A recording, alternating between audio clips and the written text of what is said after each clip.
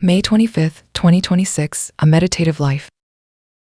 The shepherd met into the wilderness, perfect rest coming to our lack. Beloved saints, are you abiding into the grace and peace of the Lord? The world we live into is always busy. Every day, from the early dawn, we wake our bodies and minds to fiercely start the day, and we often frantically tap our calculators, squeezing out our strength and abilities at our workplaces and into our lives. As we run so frantically, we suddenly realize that our souls are exhausted and stripped bare, as if standing alone into a desolate wilderness with nothing around.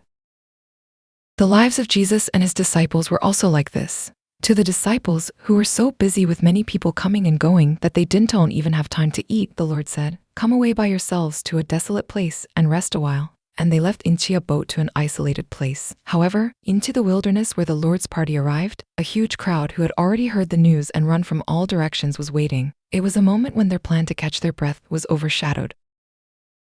If it were us, we might have been irritated by the rushing fatigue or discouraged by the situation of not being recognized. However, when the Lord got out of the boat and saw the great crowd, he did not find them bothersome, but had deep compassion for them. He felt with his whole being the lack of those who were wandering aimlessly and starving like sheep without a shepherd. Leaving his fatigue behind, the Lord turned that wilderness into a heavenly banquet table, teaching them the precious truths of the kingdom of God and filling their spiritual and physical hunger.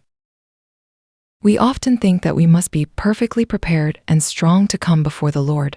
However, what the Lord wants from us is not splendid achievements, but honest weakness like sheep that cannot take a single step without a shepherd. Today, temporarily pause the calculations of your thoughts that have been struggling to meet the world's standards, and go into the arms of the Lord, even into the middle of a life like a harsh wilderness. If Jesus, the true shepherd who pities us, is with us, that place becomes the safest and most abundant resting place. I earnestly hope that you will completely surrender your inner lack to the Lord and enjoy the deep satisfaction of your soul on this blessed day. Meditation and application. The first meditation is surrendering my exhausted wilderness to the Lord.